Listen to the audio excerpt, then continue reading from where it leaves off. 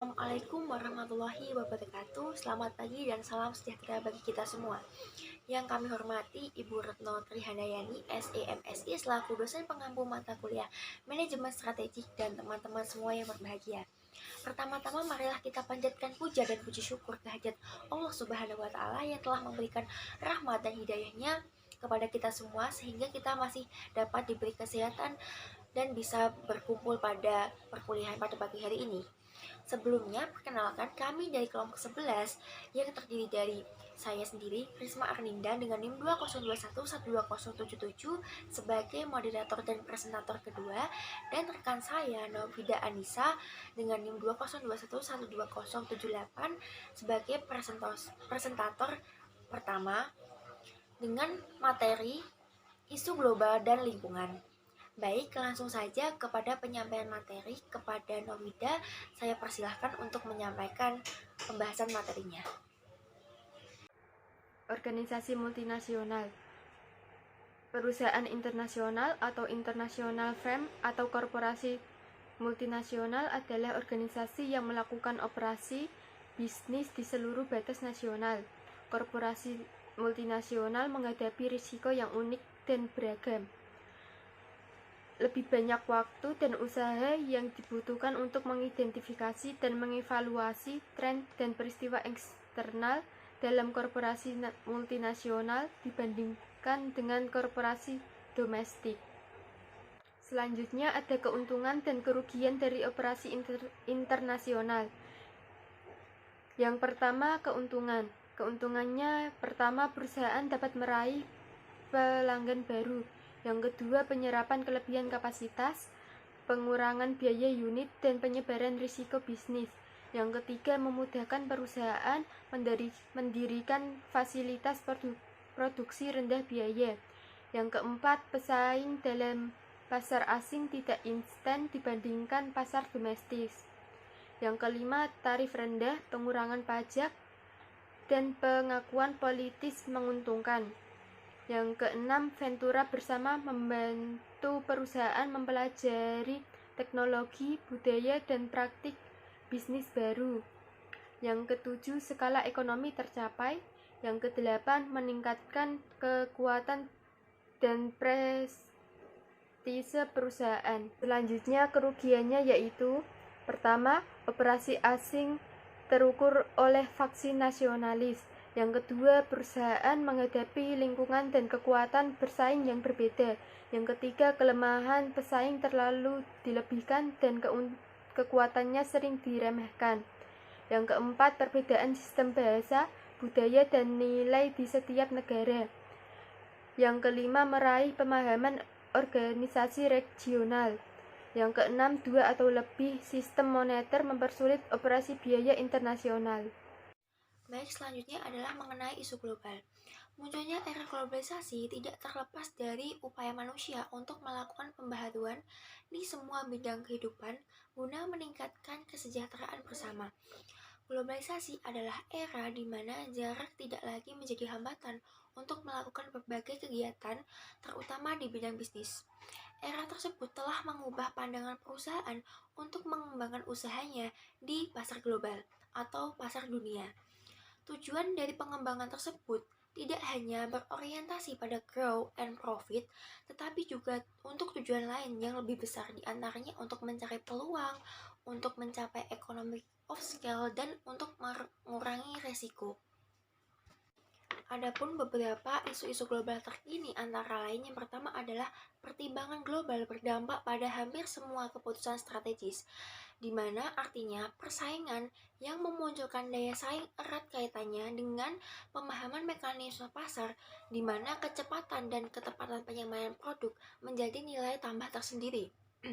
Dengan demikian, perlu adanya kegiatan dalam pengambilan keputusan yang disesuaikan dengan kemampuan yang dimiliki dengan lingkungan yang ada di sekitar, sehingga perlu adanya manajemen strategis ini.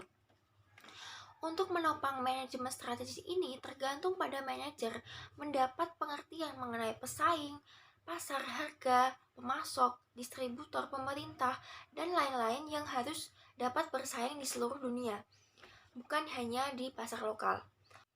Yang kedua adalah sebuah pasar dunia telah muncul, di mana artinya semakin pesatnya era globalisasi ini, semakin terbuka lebar dan muncul pasar-pasar global di dunia yang semakin banyak, di mana pasar global ini mempengaruhi perkembangan ekonomi dunia secara pesat dan mendorong munculnya peluang kepada pelaku-pelaku bisnis untuk berkembang di kancah internasional. Selanjutnya adalah sulit bagi perusahaan untuk bertahan hidup dengan hanya mengandalkan pasar domestik. Artinya, dari kondisi perekonomian seperti saat ini, tidak satupun pasar yang dapat aman dari persaingan. Bagi perusahaan-perusahaan yang selama ini hanya beroperasi pada pasar domestik atau hanya mengandalkan dari pasar domestik saja, maka lambat laun akan mengalami persaingan yang amat keras sehingga didapatkan kenyataan bahwa pasar domestik itu tidak akan ada lagi. Serta yang ada hanyalah pasar global yang semakin kian mendunia ini. Hal tersebut menunjukkan bahwa bukannya semua perusahaan harus go internasional, namun perusahaan harus membuat perencanaan untuk pertumbuhan dan kelangsungan hidup di era persaingan global yang makin kian pesat ini.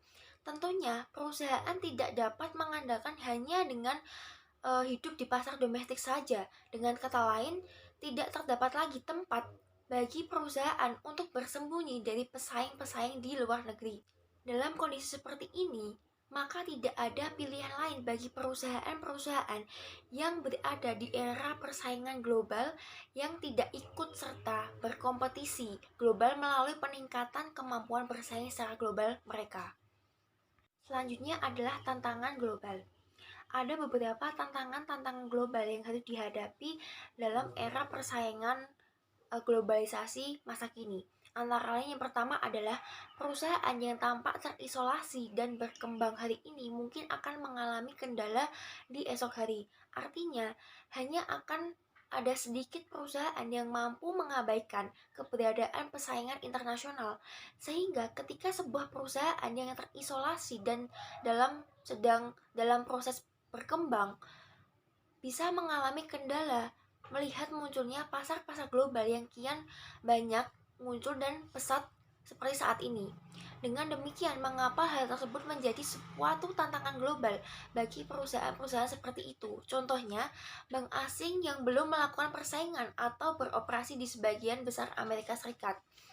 Yang kedua adalah korporasi di tiap tempat mengambil keuntungan mendapatkan pelanggan secara global, di mana dengan munculnya pasar global seperti saat ini yang kian pesat, maka perusahaan-perusahaan pun berlomba-lomba untuk mengambil keuntungan dari pelanggan-pelanggan. Baik itu lewat peningkatan kualitas produk atau promosi yang kian bervariasi dan menarik konsumen. Yang ketiga adalah pasar bergeser dengan cepat dan dalam banyak kasus terpusat pada selera, tren, dan harga. Artinya, kecepatan laju perekonomian terutama di sektor bisnis dengan munculnya pasar-pasar global yang kian pesat, ini pun para produsen berlomba-lomba dalam menciptakan kualitas produknya mengikuti tren pasar atau perkembangan zaman, di mana selera, tren, dan harga menjadi daya tarik tersendiri. Oleh karena itu, hal ini menjadi suatu tantangan dalam menghadapi pasar global yang kian pesat seperti sekarang. Selanjutnya adalah banyak perusahaan di seluruh dunia yang menyambut investasi dan modal asing. Artinya, pemegang saham dan investor berharap pertumbuhan penerimaan tetap terjaga dari perusahaan, yaitu memuaskan pertumbuhan untuk banyak perusahaan yang hanya dapat dicapai dengan mengkapitalisasi permintaan dari luar Amerika Serikat, di mana usaha bersama dan kemitraan antara pasar domestik dan luar negeri menjadi aturan daripada pengecualian, di mana sebagai hasilnya pasar tenaga kerja menjadi lebih dikenal secara internasional. Seperti negara-negara di Asia Timur adalah pemimpin pasar dalam industri padat karya, kemudian berhasil menawarkan sumber daya alamnya yang melimpah dan dengan cepat mengembangkan pasar. Dan di Jerman, yaitu dengan menawarkan tenaga kerja yang terlatih dan teknologi. Dengan demikian, dorongan untuk meningkatkan efisiensi operasi bisnis global membawa kepada spesialisasi fungsional yang lebih besar. Dan selanjutnya adalah banyak negara yang memilih menjadi lebih proteksionis selama resesi ekonomi global. Pada saat sekarang di mana adanya isu resesi ekonomi atau kegelapan ekonomi pada tahun 2023 yang sedang hangat-hangatnya, dan ini pun menjadi sebuah tantangan global tersendiri di mana proteksionisme atau proteksionisme merujuk kepada pemaksaan tarif pajak dan regulasi dari perusahaan-perusahaan luar negeri untuk membantu perusahaan mereka sendiri dan perusahaan pesaing. Selanjutnya adalah globalisasi dengan strategi global. Globalisasi atau globalization adalah proses melakukan bisnis di seluruh dunia sehingga keputusan strategis perusahaan dibuat berdasarkan profitabilitas atau keuntungan global dari perusahaan dibandingkan hanya dengan pertimbangan domestik, di mana strategi global mencari cara untuk memenuhi kebutuhan konsumen di seluruh dunia dengan nilai tertinggi pada biaya terendah.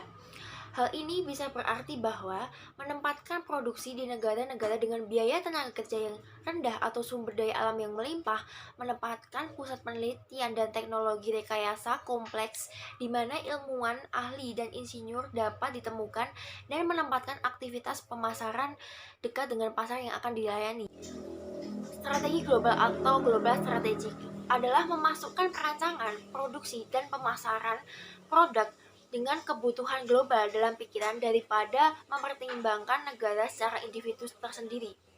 Strategi global mengintegrasikan tindakan melawan pesaing ke dalam rencana yang mendunia, di mana mengawasi globalisasi adalah suatu hal yang penting dalam aktivitas manajemen strategik. Mengetahui bagaimana menggunakan informasi untuk suatu keuntungan bersaing bahkan lebih penting. Contohnya, perusahaan bisa dapat melihat ke seluruh dunia untuk mencari teknologi yang terbaik dan memilih satu teknologi yang paling baik untuk digunakan. Dan implementasi manajemen strategik dalam menghadapi era globalisasi. Saat ini, dunia bisnis menghadapi beberapa tantangan besar. Kemudian jarak geografis dan budaya yang telah menyempit dengan munculnya seperti pesawat udara, mesin fax, sambungan telepon, dan komputer global, serta siaran televisi satelit, dan kemajuan-kemajuan lain di seluruh dunia. Dalam ekonomi global, perusahaan harus menghadapi kecenderungan pasar, seraya tetap bertanggung jawab melindungi lingkungan, di mana mereka juga harus memusatkan perhatian pada pelanggan jika mereka ingin berhasil di dalam persaingan pasar global yang kian pesat seperti saat ini. Proses manajemen strategik dapat membantu sebuah organisasi atau perusahaan dalam mengidentifikasi apa yang ingin mereka capai dan bagaimana seharusnya mereka mencapai hasil yang bernilai besar. Peranan manajemen strategi semakin banyak diakui pada masa-masa kini dibanding masa-masa sebelumnya. Dengan melihat kondisi ekonomi sekarang, melihat kondisi perekonomian sekarang yang kian pesat dengan adanya dan dengan munculnya pasar-pasar global yang makin kian mendunia. Baik, selanjutnya yaitu daftar persaingan di industri global. Ada beberapa daftar persaingan, yaitu yang pertama adalah General Motor, Ford, Chrysler vs Toyota, dan Hyundai. Dua adalah General Electric, Westinghouse versus Siemens dan Mitsubishi. 3. Caterpillar dan John Deere versus Komatsu. 4. Goodyear versus Michelin, Bridgestone atau Firestone, dan Pirelli. Yang kelima adalah Boeing versus Airbus. Baik, selanjutnya saya akan memberikan kesimpulan dari pembahasan mengenai isu global dan lingkungan pada bab ini. Kesuksesan dalam bisnis bergantung pada penawaran produk dan layanan yang bersaing berbasis dunia, tidak hanya berbasis lokal atau pasar domestik saja. Jika harga dan kualitas produk dan layanan perusahaan tidak bersaing dengan mereka di luar sana yang sudah bersaing dalam pasar global dan mendunia, maka perusahaan akan segera menghadapi kepunahan, di mana pasar global pada saat ini sudah menjadi sebuah realitas dalam segala kecuali di wilayah terpencil di dunia. Dan dari materi kali ini, telah didapatkan beberapa informasi global dasar yang dapat menjadi suatu hal yang penting untuk mempertimbangkan pengembangan sebuah rencana strategik untuk organisasi atau perusahaan manapun. Keuntungan yang menarik dalam bisnis internasional dapat dengan baik mengimbangi kelemahan untuk sebagian besar perusahaan. Hal ini adalah penting dalam perencanaan strategik agar menjadi efektif, dan sifat dari operasi global dapat menjadi sebuah komponen penting dalam keefektifan keseluruhan rencana dari manajemen strategik. Demikianlah presentasi dari kelompok kami. Kurang lebihnya mohon maaf. Wassalamualaikum warahmatullahi wabarakatuh.